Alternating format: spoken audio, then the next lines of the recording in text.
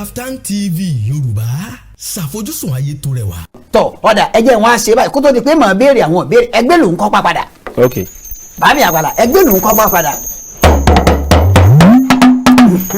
ẹgbẹ́ dókítà Ọlámídé lórí ètò Ṣọ́wọ́ ń yá máa ní ṣòwò ń gbọ́ ẹ bàmí àpàlà ló wí bẹ́ẹ̀. ojú tì í àgbàlá ọ̀dà ẹtún yá ṣe báyìí. ok. èmi ọkọrin ok. ẹ̀yin ó wà lùlù sí àwọn èèyàn máa wá jó lé kí wọ́n lè mọ̀ pé ẹ dá ń tọ́ dáadáa. ọba tó ṣohun tẹ́nìkan ò lè ṣe orúkọ rẹ̀ ti bìyí tó. ọba tó ń ṣohun tẹ́nìkan ò lè ṣe orúkọ rẹ̀ ti bìyí tó. olúwa olúwa olúwa wa orúkọ rẹ̀ ti bìyí tó. ó ti bá ní gbogbo ayé orúkọ rẹ̀ ti bìyí tó. ọba tó ní májẹ̀mú onílé ńlá èyí tó máa rìn jagunjagun. ẹ ṣètọ́jú onítòmí àgbàgbà Adébáyọ̀ ọ̀nà táyé rò ní tèmi.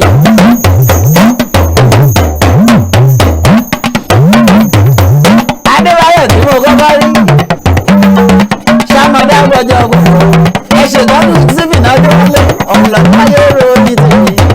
Destiny sàmọ́dá gbọ́jọ́ gbogbo àgbàgbà lọ́lá sàmọ́gbọ́sẹ̀ nìkan ìrọ̀rùn yìí la kì í mọ́ ẹ ṣètọ́jú fún mi láyọ̀ sọ ọ̀nà táyé rò ní tèmi bàbá.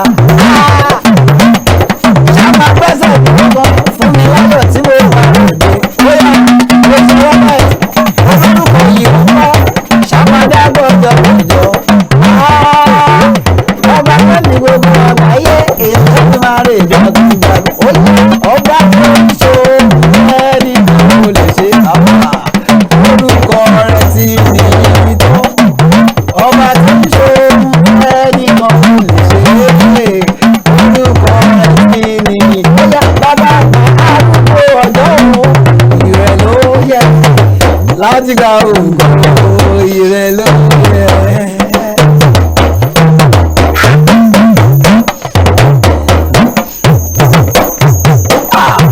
Oya nítorí Benita ọlọ́lá tí mo bá ròde lónìí you have done so much for me. Hey, I cannot tell you so Benita na pékeré mo. Chidinma kọ́ if I have 10,000 fans mi sí omi ẹ̀rọ lélelélele.